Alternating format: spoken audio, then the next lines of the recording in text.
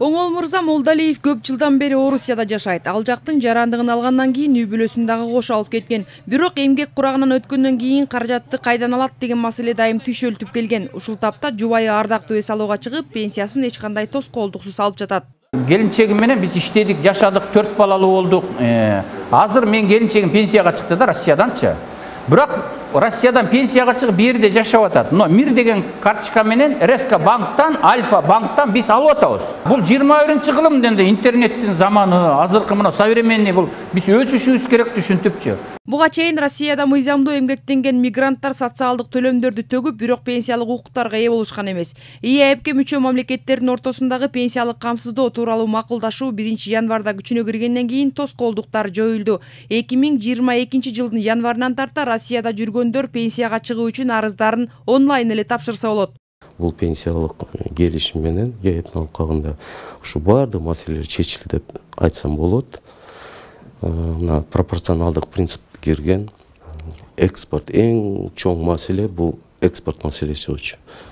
Анан суммирование стажа и страховой взноса деп коебуз. Ошо маселени киргиздик.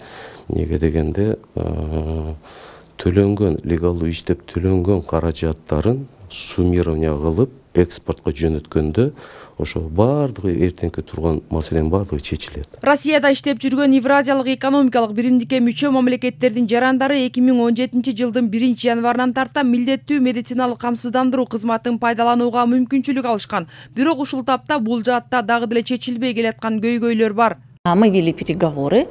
Бул багытта биз эки тараптуу сүйлөшүүлөрдү дайым жүргүзүп келебиз. Ушул тапта дагы бир багыт боюнча сунуш өкмөттүн кароосунда.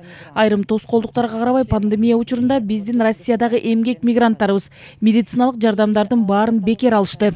Мамлекет башчысы иш сапарынын алкагында Россиядагы мекендештерибизге жолуккан учурда социалдык коргоо жана медициналык кызмат көрсөтүү темасына токтолуп, бул багытта жетишилген натыйжаларга карабастан эмгек мигранттарынын үй бүлөлөрүн медициналык камсыздандыруу маселеси ачык бойдон калып жаткандыктан чечүүнү талап кыларын айтты. Мындан сырткары ЕАЭП өлкөлөрү ортосунда документтердин жана сертификаттардын тутуму интеграцияланып жаткандыгын баса белгиледи. Мындан тышкары элчиликте бериле турган документтердин тизмеси көбөйтүлөт. Жакында ID карта алууга жана Кыргызстандын улуттук жана эл аралык айдоочулук күбөлүктөрүн ушул жерден алмаштыра аласыздар.